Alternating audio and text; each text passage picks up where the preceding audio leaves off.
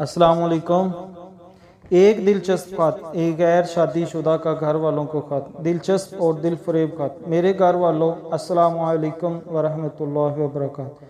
मैं खैरियत से हूँ और उम्मीद करता हूँ कि आप भी खैरियत से होंगे।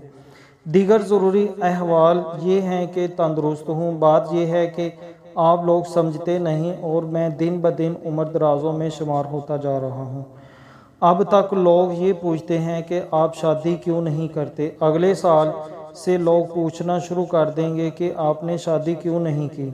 मुझे तो ये उलझन खाई जा रही है कि ढलती उम्र में बच्चे पैदा होंगे तो इन्हें परवरिश और तालीम और तरबियत फराहम करना कितना मुश्किल होगा।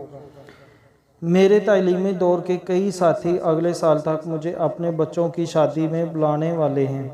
वो लड़कियां जिनको कई बार मैं अपने शरीक हयात की शक्ल में देखा है, अब इनके बच्चों को भी मैं ट्यूशन पढ़ा रहा हूँ और वो कम वक्त मुझे मामू भी कहते हैं। और वो फायजा तो जानबूझ कर छेड़ती है और रोज़ अपने लड़के फौजान को भेजते वक्त कहती है कि मामू से मेरा सलाम कहना। इसलिए इस बार मैंने संजीदगी से ये फैसला किया है कि इस बार मैं शादी करके रहूँगा।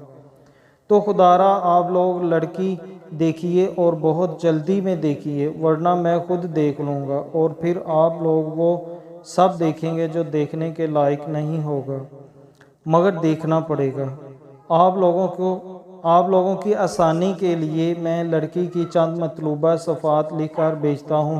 अगर इसे महफूज रखेंगे तो मुझे भी खुशी होगी। मतलूबा सफ़ात गौर से पढ़ें। दर हकीकत चांद हो, इसलिए मुंह धुलाकर देखा जाए। सरीली आवाज़ हो, डांट सुनकर हार्ट अटैक आने का खतरा ना हो। बाह या हो, सलीका मंद हो, कम अज़ कम दोस्तों के आने पर चाय वो खुद बनाए। इतनी कम उम्र ना हो कि इसकी सहेलियां मुझे अंकल कहने लगें। इतनी उम्र दराज ना हो कि कोई अम्मी ही समझ बैठे। इतनी गोरी ना हो कि टीवी वाले पीछे दौड़ें। इतनी काली भी ना हो कि अफ्रीका वाले रिश्तेदार समझें। कद इतना छोटा ना हो कि कंडक्टर कहे कि बच्ची को गोद में उठाओ।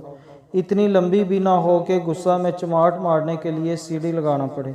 इतनी दुबली ना हो कि कहत साली का गुमान हो। इतनी मोटी ना हो कि 3 आदमियों के खाने का वो नाश्ता कर ले।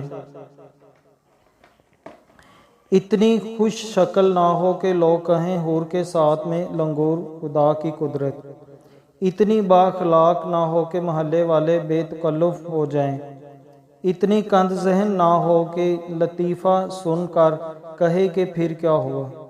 इतनी चालाक भी ना हो कि मर्द को पान की पुड़िया समझकर जेब में रखे।